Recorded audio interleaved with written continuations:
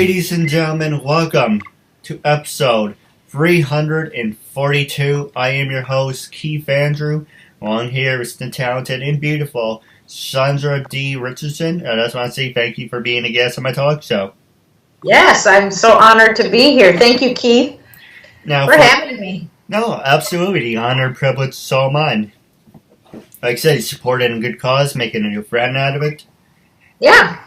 And it's just a good time. Love new friends, especially New York to California, coast to coast. Love it. No, absolutely. It's all about networking. Yeah, it is, especially in this business. Absolutely. Now, for people who want to know what my talk show is about, the whole point of my talk show is to show people that even with having a learning disability, I can still amount to something.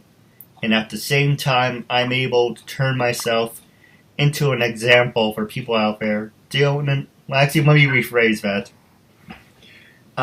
Because I used to say controversy, and everyone used to make fun of me. You can't overcome controversy, so I've been trying. It sounds good on paper, but now I'm trying to convert it over.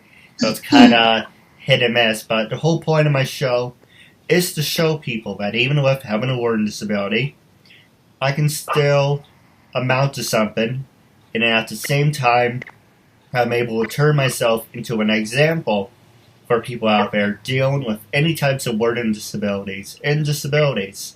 But you should never give up. You should prove to people you can still amount to something. But labels do not dictate who you are and who you're going to be, and you should prove to them you can still amount to something. I love it. I love that. Very inspirational. I appreciate it. I say that because I think we'll probably get to this later on, but I have a long history of working with people with disabilities.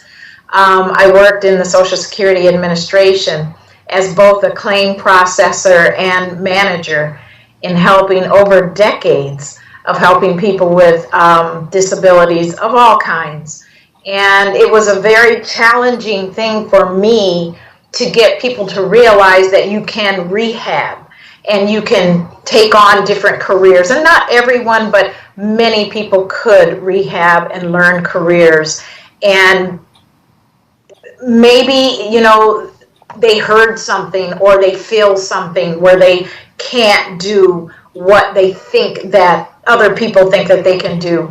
But for you to get out and just try and to begin to be successful, you are an icon, and people really should look to you as a person who sets a great example. So I know what I'm talking about because I've helped probably millions of people in my lifetime, and just to see you doing this, it's very inspirational. No, I appreciate it, and I appreciate the compliments. I've never been called an icon before. Funny. Yeah. I think you are, because one, you just got the guts to get up and try it, and two, you're becoming very well known and very successful in what you do, and you're doing it probably out of the comfort of your own home, which doesn't take a lot, but maybe some special equipment. But people can use their brains to do whatever they want to do in life, and I just hats off to you for even trying. No, absolutely. My next goal in life, actually, let me do one thing. I try to have a nice, clean background. I also have my assistant joining us, if you can see her. Her name is Ms. Julian. And she's very quiet. Yes, she has her moments. I was going to move the chair, but she was sunning herself.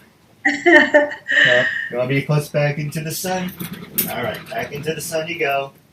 Anyway, you got sidetracked. Well, like I said, the whole point of my show is, have fun. It's freedom of speech. Turn myself into an example. You can express yourself. And one thing I am very interested in, we'll cover in a couple minutes, is your talk show, not talk show, company. But before we get to your company, I want to ask you the easy questions first, then I'll pass the show over to you. And the first one I want to ask you is, how's life growing up? And were you a study nerd or party animal when you were in college? Okay, life growing up, initially in my very young, tender years of 0 to 5, I had a very positive young memory, and that is because my father could not, for some reason, have boys, and so he adopted me as the boy.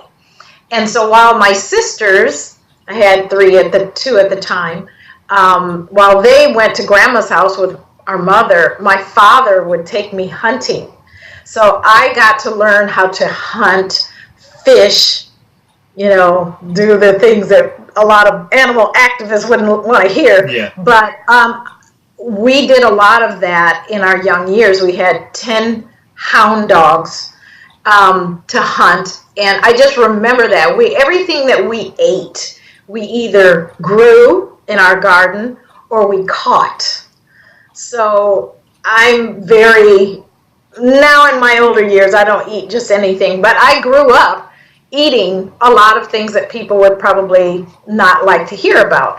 But that was because my father was an organic naturalist, and he just didn't believe in spending money.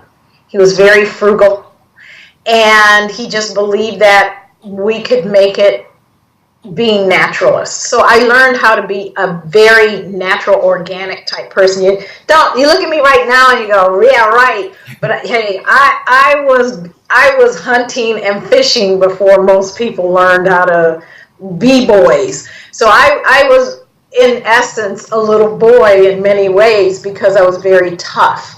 Well, after my 5th year of life, my mother and father decided to divorce, and my life crumbled pretty much for many years because my mother was not stable. And between the time I was 5 years old and 18, I think it was, we had moved 30 times. So we were all over the place. We were in many different cities, many different schools. So we did not attach to family or friends very long. And so the one thing that I remember that I was very angry in my young, tender years, so angry that I had developed body sweats where you just break out in sweats as a young child. And I also developed uncontrollable nosebleeds. So I don't know why scientifically that happened, but I just know that my life was very unstable and I had developed a nervous condition. And not only that, my sisters and I were bullied in school.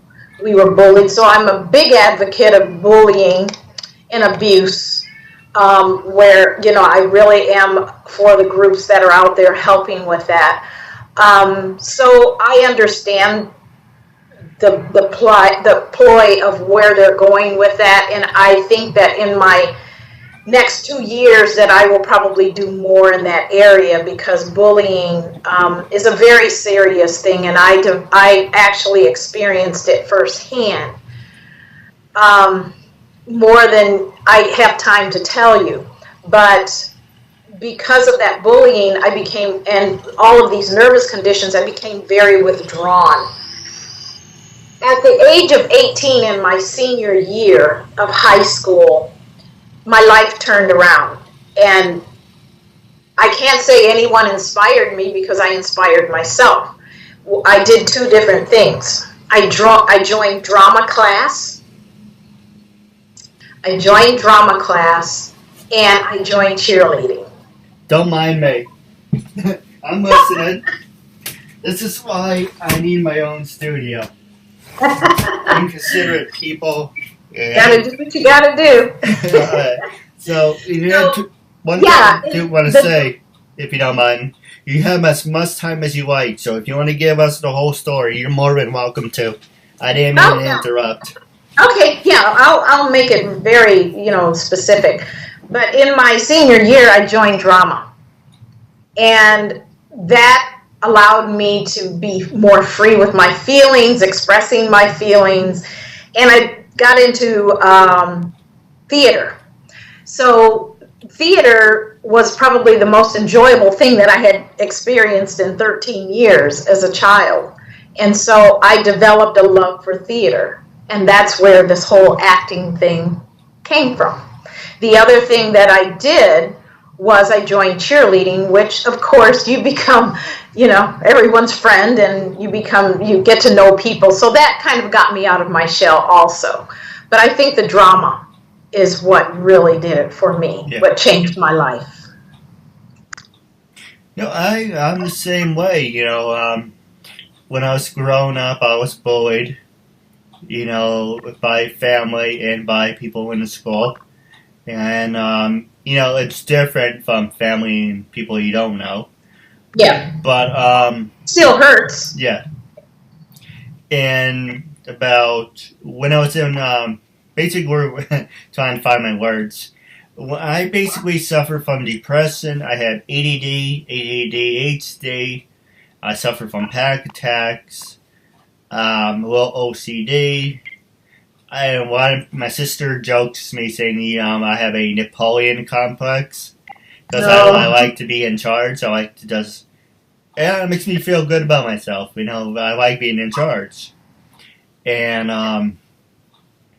among other things, I worked in a store. Basically, I give you the highlights because I don't want to bitch to you or anything. Just the highlights is that how we're talking now. And say, oh, Keith, you can tell me anything, blah, blah, blah. You would go in the back, oh, Keith is stalking me. Keith is doing this, he's doing that. I'll get yelled at, and I can't snap my fingers. But you'd be right there saying, oh, we're just screwing with you, we're just effing with you. And like I said, freedom of speech, freedom of self-expression. Hey, we're just screwing with you, we're having fun with you, don't get so personally. As soon as I take a step, the back door was swinging open. God damn it, Keith, didn't we just tell you not to talk to her? I used to point at the camera. She came to me. Well, we don't have audio. How do you know? How we know you didn't call her over? So basically, it took me a whole year to recover. I was forced to resign. I was pretty much vomiting every day. I was having panic attacks. And this really... I had it younger, over stupid things like, oh, my mom didn't tuck me in at night or give me a goodnight kiss. And I used to, because it was a routine, and once you used to break the routine, and I used to get the panic attacks. And then eventually I got over that. But when we had a thunderstorms usually bring on my panic attacks too. But not as bad because I still have my family, so it gives me a little comfort. So the store basically wanted me gone. They didn't like the fact that I had a learning disability, so they wanted to force me out. Long story about that. I got sick out of it. Took me a year to recover. And I guess a blessing in disguise was the fact I created my talk show. But I really wish I didn't get sick for that whole year. Because, it was therapeutic. It was traumatic. Yeah, bullying is no joke. And people today, it's so funny that I think back on the very people who did the bullying, and I wonder if one day goes by where they don't feel bad about what they did, because there are so many people that have become withdrawn, even suicidal, and even killed themselves because of this bullying. It would just be wonderful if everybody just apologized, and that would be so therapeutic to so many of us. And I know that will probably never happen, but things like this forum where people can hear this, it's just one of the very small things that bullies, now mature, could do. And I've seen some movies where, the bullying person did apologize, but I think it needs to happen a lot more. Because these scars last forever. They last forever. Even though you can put them aside and you go on with life, some days you just sit and you think and it just pops up. And it still hurts to this day. I remember when I was 8 years old. 8 years old. My mother decided that she wanted to move, and this is back in the early days. I won't tell you what year because I'm not going to age myself. But anyway, she decided that she would move my sisters and I into an all-white school, all Caucasian. Had never had blacks at this school. And so it was a shock to the system, parents, the children. It was just a shock. People weren't used to this. And naturally, the bullying came. Yeah. Well, she finally understood that this might not have been the best ordeal back then. So she moved us then to an all-black school, which we had never gone to. So then we got the reverse racism. You know, you're too light, you're too dark for the light white people, you're too light for the black people, and so we're like in the middle and we just can't win. One day I was at school and the teacher called me up to his desk and he says, Sandra, I'm going to let you go home 5 minutes early. And I said, why? He said, you need to go and you need to run home. And I didn't understand that. Well, one of the other girls who was a Christian, she pulled me aside and she said, I got wind that the entire class wants to hurt you. And I said, hurt me? And she said, yeah, the entire class, boys and girls, want to hurt you. They're going to cut your hair, they're going to scratch your face, and they're going to hurt you. And so I didn't know how to handle that at 8 years old. So I'm like, I got out early, got about 2 blocks down, hear the bell ring. I see 35 students running as fast as they could. I saw sticks and bottles and rulers and knives and scissors. They had all of these things and they were going to hurt me. And I had never done anything. Well, my sister got wind, someone told her, she's my older sister, and she ran out there and she told me, go home, just go home. And she's bigger than all of these kids, so got scared and didn't do anything.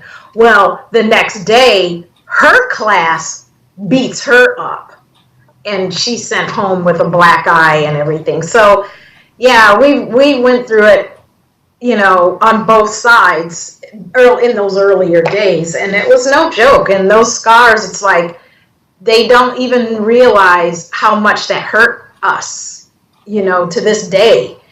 And so I can understand right now these children going through what they're going through and scared to go to school, and they're scared to tell their parents because if they do, they'll get beat up, you know. So it's really something that needs to be addressed even more so. No, absolutely. Now, with that being said, I'm going to take a quick commercial break, and when we come back, I'm going to pass the show over to you after I ask you one hard-hitting question. Okay. Personal video message for yourself or as a gift for someone else. For personal connections, shout-outs, birthdays, proposals, weddings, and much more. Enter your details about yourself so the celebrity can record a personal video message especially for you, including details such as your name, age, birthday, hobbies, or whatever else you include. As soon as the video has been recorded, you'll get an email with your link so you can share it on social media or download and keep it. Celebrities record videos as and when they can, usually within 2 weeks. But if you want a video for a specific date and it does not look like it will arrive in time, you can cancel it and get an instant refund at the click of a button. There are hundreds of celebrities to choose from and many more joining every day.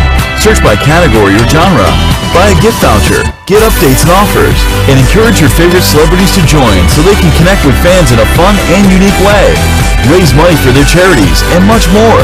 So order your video now for yourself or for someone else.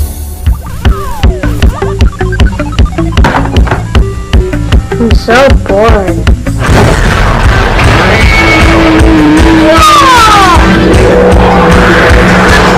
Want to see something really cool? Yeah! Now you'll never be bored again with Loot Crate, a totally bodacious mystery box packed with awesome toys, radical games, and other surprises. And the best part is, you can get Loot Crate delivered right to your door. So don't delay. Ask your parents and order today. Everything okay in there? Yeah, everything's great. I love Loot Crate. Ladies and gentlemen, I'm here with the talented and beautiful Sandra Dee Richardson, and I just want to say thank you for being a guest on my talk show and not getting tired of me. Who could get tired of you? I can name some people. You're such a great host. I have my moments. That being said, it was the last 20 minutes. Actually, 22 minutes left. I'm going to pass it to you, but before we do, my last two questions for you was, one, did you ever get the chance to do a human pyramid, number one? And what can you tell us about your talk show and who influenced you? Well, I never did a human pyramid. I know with my strong bones, I'd be the base. And nobody's getting on me. So, I did that in high school, and no, thank you. But my talk show, I did a talk show, and it ended now, but what I did was I did a talk show for anyone that wanted to go into acting, and even actors that wanted to understand some things that they didn't understand. And I know there's a lot of information out there, and there's a lot of information that you have to pay for. This was a 1 year courtesy. Gave a lot of information, many episodes of from the very beginning, how to walk through the door and how to make substantial money, and how to make this not a hobby but a career. So I walked people through, and I'm a business major, so I'm all about the business. And what people have to do is take their acting, any entertainer, take it as a business, treat it as a business. Right. So with treating anything as a business, there's paperwork, there's taxes, there's all kinds of things that you have to do. And so it's not just getting in front of a camera and looking cute and getting great pictures. It's not about that. Yes, that helps you, but there's a lot of structure that has to go into it. And a lot of it people didn't realize is you have to have a financial base. Actors have to have a financial base to even get started, because there are certain things that you have to do. And now, since all of this social media is here, you have to join certain social medias in order to get the work. Right. It's almost mandatory because your agents require you to do it. And so, yeah, many agents pay for it. Most of them don't. So that means that comes out of the actor's pocket. So I'm teaching all of that. I did that for a long period of time. And I took my videos down. There's a couple still up, but I took them down because people were taking the content and turning it over and making money from it. Yeah. So I just thought that that was a little beyond what I could handle. So, now people have to begin paying for my services. So that's where we are now. And all of that is included. So with that, I'm merging into my business. I own a business called RS Rich Enterprises. And RS Rich Enterprises, it's a media, and not only media, but it is a production company, and it helps people to do demo reels and get ready for the business. We manage entertainers. That's the main preface of this whole business, to manage entertainers. But with managing them, we're not going to shortchange them or cheat them out of whatever they pay. We're going to educate them. We're going to give them information that they need to become successful and maybe even an A-lister. And more importantly than being an A-lister is making money, because many A-listers don't make money. So making money is the bottom line. You want to make money. So my business shows people how to make the money, how to come in, how to do it the right way, how to be professional, how to set up your business, and how to make money. All right, I do a couple of questions about that. The first one is, would you be interested, easy question first, would you be interested in joining the Human Pyramid Club that I'm working on? Basically, it's just a giant hangout with your friends, and you just do pyramids.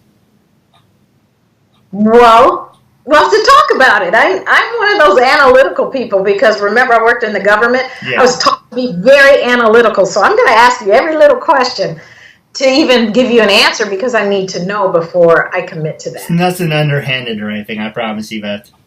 No, I understand, but it has to be worth my time. Yes. Yes, and so we'll talk about that offline. Well, that's the easy question. Now, I'm going to ask you 2 questions that may interest you. Would you be interested in doing a special interview where you're interviewing me and like say how you do your videos, but it's do like a little spin because trying to find a format, it's going to be your format. You're going to talk about everything, but it's also going to be a / interview. Would you be interested in something like that?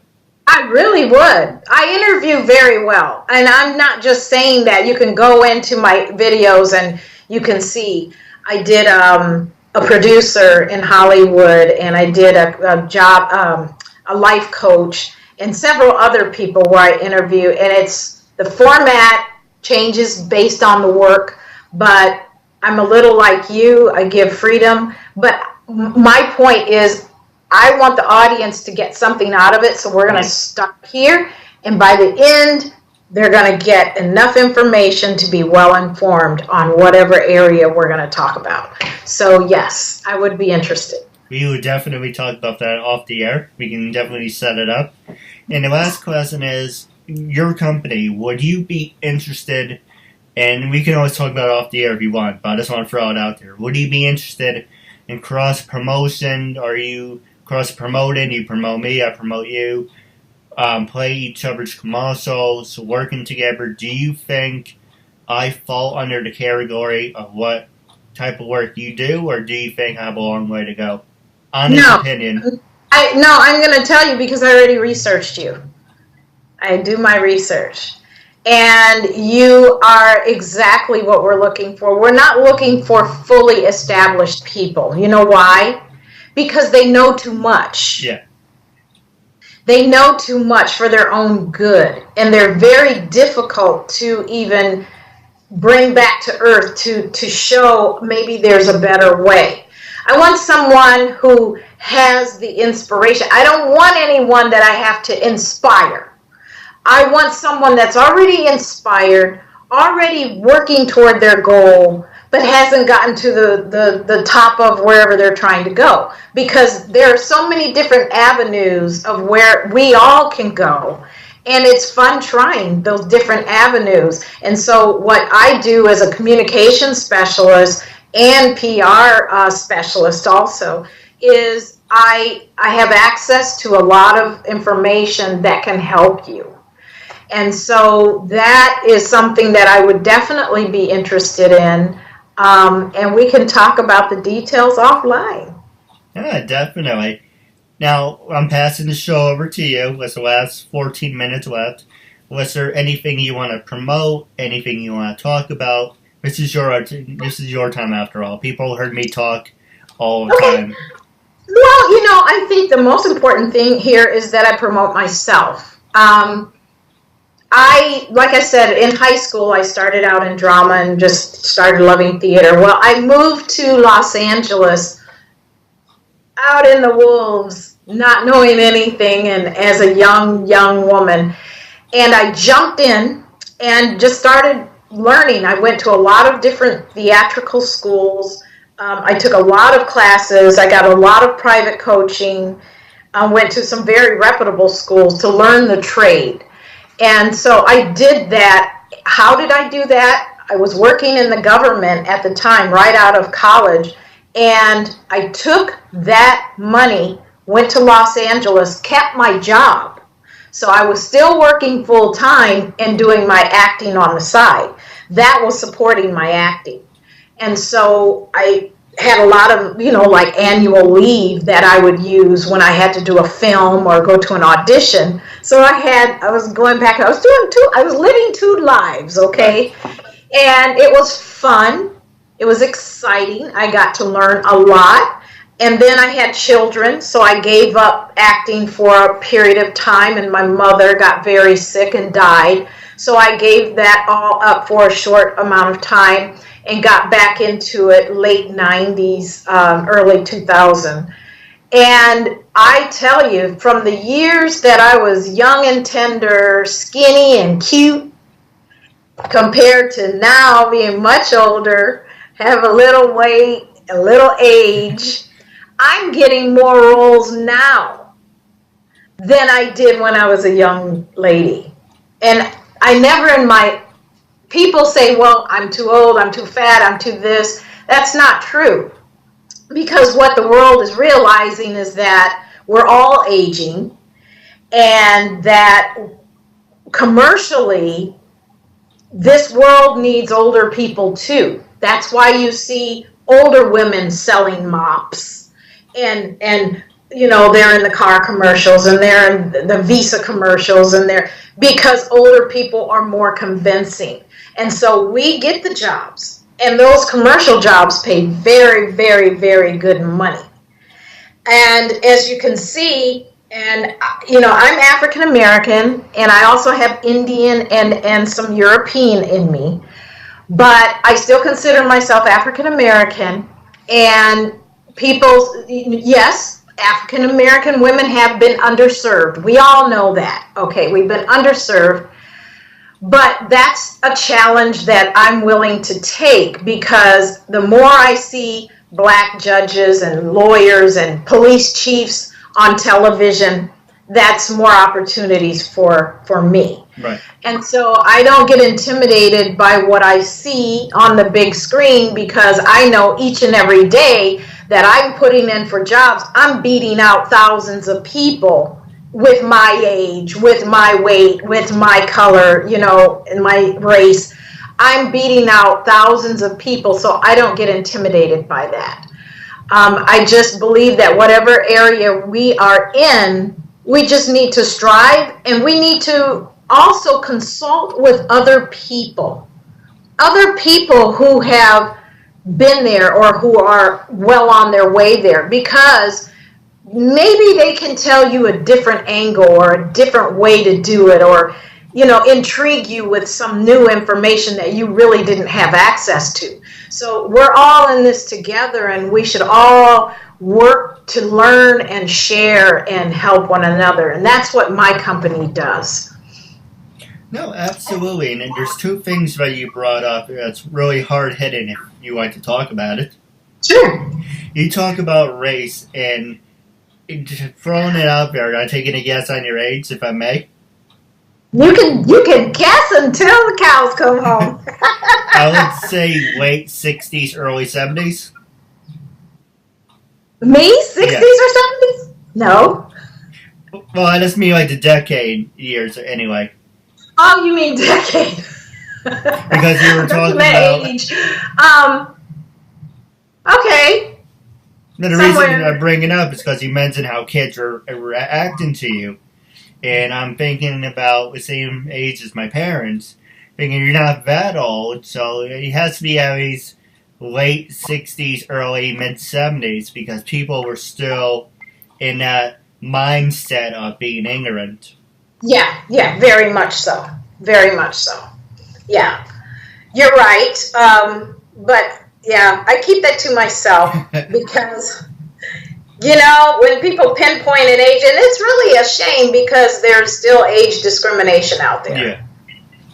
And for people to say, I'm 60 years old, well, now even if you look 40, they're not going to consider you for the 40, 45s because you've told them you're 60, no matter how young you look.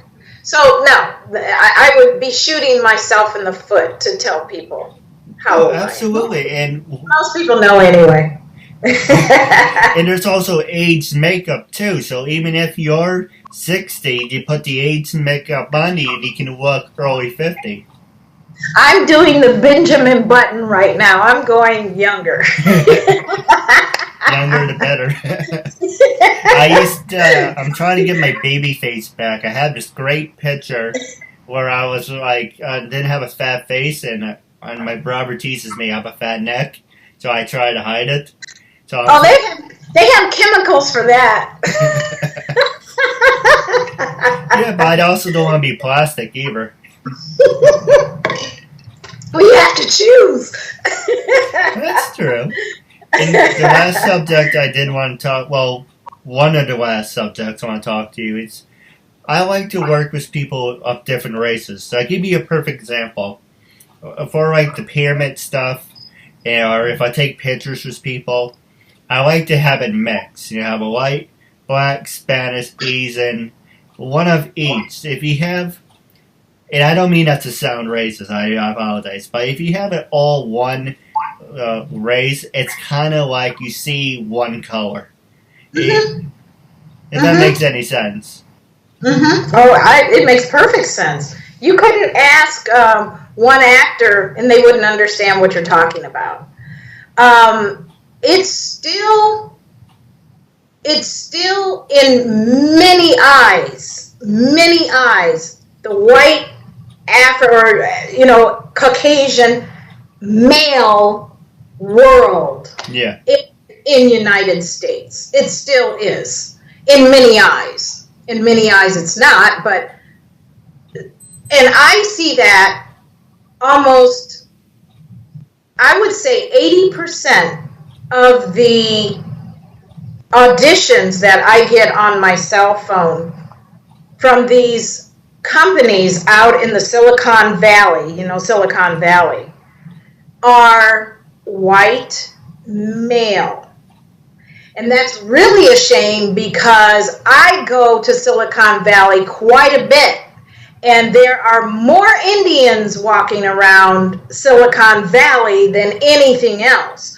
But because they are advertising and they want white males to do their product, they're trying to keep this, I don't know, I don't understand the mindset. But there are intelligent, I just loved the movie that just came out with Taraji, the one in Houston, where the three women helped with the Apollo. Oh, the Hidden Fingers. Yes! That was so awesome. It was a great movie. It was a great movie, and it there's so much of that hidden, in the United States still today, but many business owners are still putting the white male face on the product. And so I feel, just like you, that, people who buy the product are all mixed races and who use the product. And so I believe that there needs to be an integration of diversity in everything, every product, everything in the United States. But it's still there, and I'm so glad that many groups are coming out to help with this issue, but we're still not there yet. No, absolutely. And the last thing I do want to say is that, on the subject, you know how people always cast white people, black people, Spanish, and Asians, and they always, certain people use the race card, but there's only one group that you never ever see, and I can't think of any movie where a Native American was the main star, or on TV for that matter. Yeah, that's very true. I know they have casinos and underserved.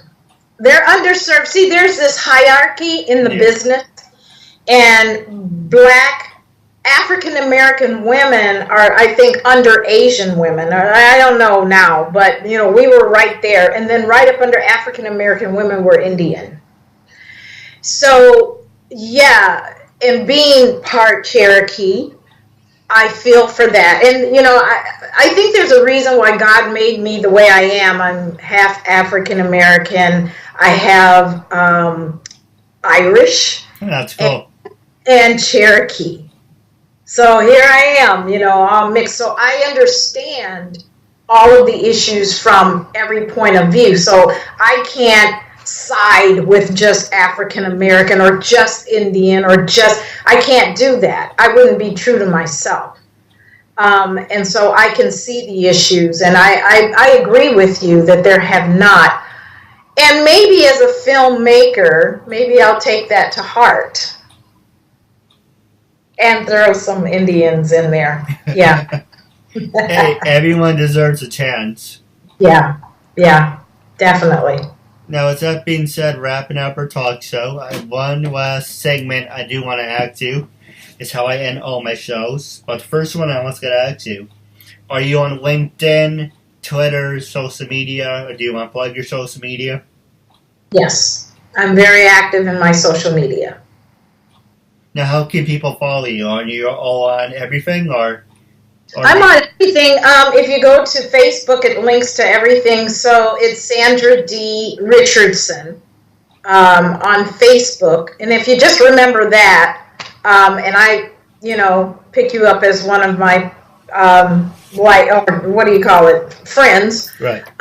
Then you would be able to see everything that goes out to all of my social media. Yeah. Hey, you follow me, I follow you. That's all it's about, right? You like me, I like you. And the last question I was going to ask you, when I first approached you to be a guest on my talk show, what was your honest opinion? What was your first opinion? And after being a guest on my show, how you feel now? I was really excited, like I said in the very beginning, because I have really struggled for a long time to work with people with disabilities to get them to believe in themselves. And to see that you believe in yourself and that you're coming from a very positive perspective in working and doing something with your life, I was excited to spend the time with you. And in getting to know you, I like you even more than the first day. Yeah, I think you're a very positive influence, and congratulations on your success. Yeah, I appreciate it. I do have a couple questions for you off the air. But Okay. Wrapping up, it was a real honor and privilege, and I'm looking forward to part 2. Yes, absolutely. Thank you for having me.